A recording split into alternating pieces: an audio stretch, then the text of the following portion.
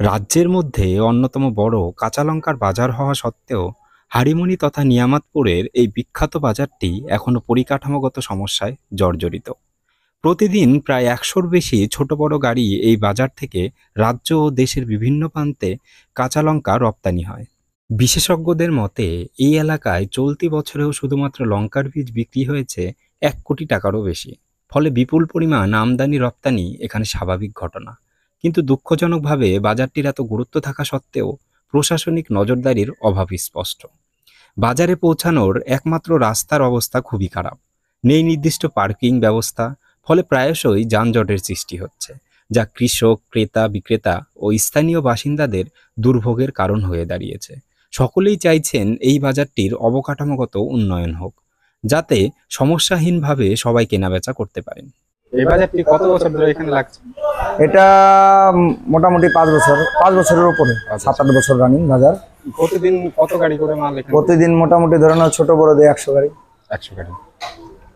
কোথায় কোথায় মাল যায় এখান থেকে? এখান থেকে তোমার গুয়াহাটি, আসাম, কলকাতা, ধুলাগড়, ইউপি, বাংলাদেশ। তো ইদানিং লোডিং বন্ধ, তাই বাংলাদেশ বন্ধ আছে, নাহলে এখান থেকে বাংলাদেশেও মাল যায়। আর এই বাজারের ক্ষেত্রে দেখছি ট্রাফিক জ্যাম আরো কিছু সমস্যা হচ্ছে।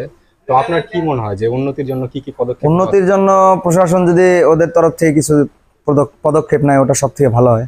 আমরা যতটাই চেষ্টা করি, কিন্তু আমাদের কথা তো অনেকেই শুনে না। চাষি নিজের মন মতো সাইকেল টাইকেল লাগিয়ে দেয়। তো প্রশাসন থাকলে পরে আমাদেরও সুবিধা, আমাদেরও গাড়িগুলো বের করতে সুবিধা। আমাদের রকেট যখন লাগে তখন খুব তাড়াতাড়ির মধ্যে গাড়িগুলো বের করতে হয়, হুড়াহুড়ির মধ্যে বের করতে হয়। তো ওর জন্য আমি প্রশাসনকে বলবো একটু নজর দিতে। ওনারা যদি একটু নজর দেয় তাহলে সব দিক থেকেই উন্নতি। ট্রাফিক জ্যামটাও কম লাগবে, লোকের যাতায়াতটাও সুবিধা হবে, সবারই সুবিধা, আমাদেরও সুবিধা, ওনাদেরও সুবিধা।